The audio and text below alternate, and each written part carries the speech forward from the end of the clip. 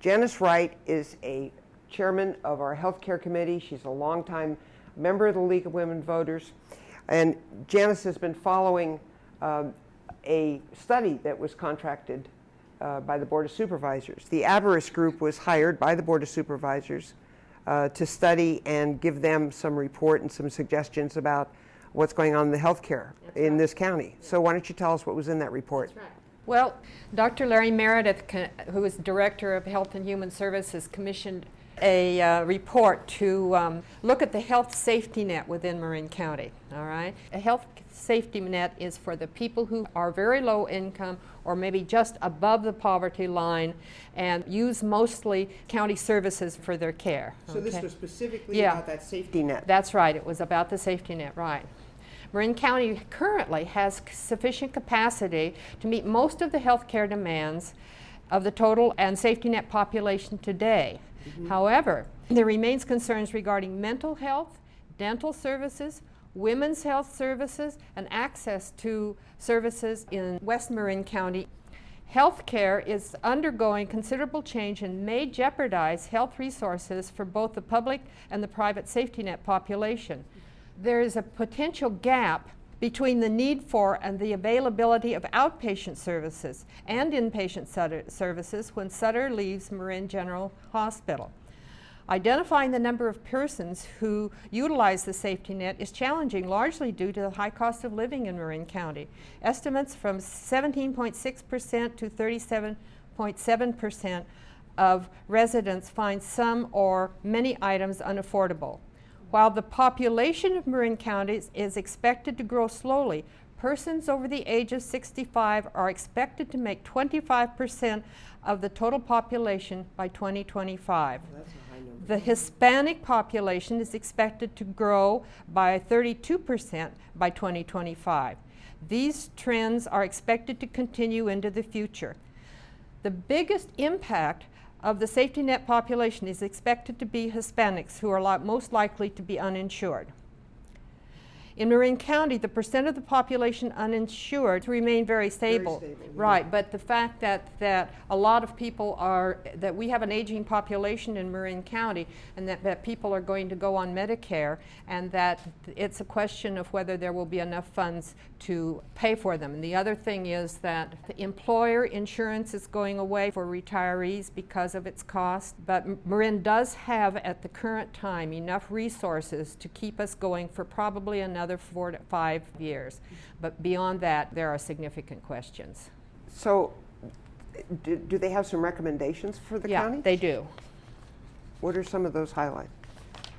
They're recommending that they expand the Marin Community Clinic. It will now have a space over in the old Lucas Arts Center. But beyond that, there still is a need for an additional Marin Community Clinic site, and they have not decided where they're going to put that. Healthcare out in the West Marin County is probably adequate as long as there is no conversion of agricultural lands into housing, and most of it is pretty well preserved right now. The emergency departments needs to be increased because there aren't enough emergency room stations, and so it's possible that a Novato Community Hospital will not only build another 50 beds, but they will also upgrade their emergency room. So they have an emergency room now? Yes, they have one now, but it's not an emergency approved for trauma in EDAT, Okay. as you know, right? Emergency department approved for trauma, right? That's just Marin General? That's just Marin General, but they're thinking about upgrading it at that point in time. Okay. I want to go back a little bit to this lowering of the level of retiree payments on insurance, because I'm a senior and I have Medicare, and I noticed that Medicare really doesn't pay much more than 45 cents on the dollar. So my supplement to Medicare is extremely valuable to me, which I get from my previous employer. So what happens when all of that supplement to Medicare goes? Is that another strain on the county, or What happens to those people? For those who can afford to buy their own health insurance, it is not a problem. It's the dichotomy that Marin County has. It has some very high-income people and quite a large number of low-income people. And so this study was really for the low-income people. So the health insurance is not going to go away completely, but the dollars that the individuals who buy insurance in the future are going to go up because they're going to have to pay their own way. Mm-hmm. What about the doctors? Are they going to stop wanting to treat Medicare patients? Well, they already don't like to, but actually, if a client has been a client of that doctor for some time, then it is discriminatory to tell that patient he won't see him anymore because they're now on Medicare. Mm-hmm.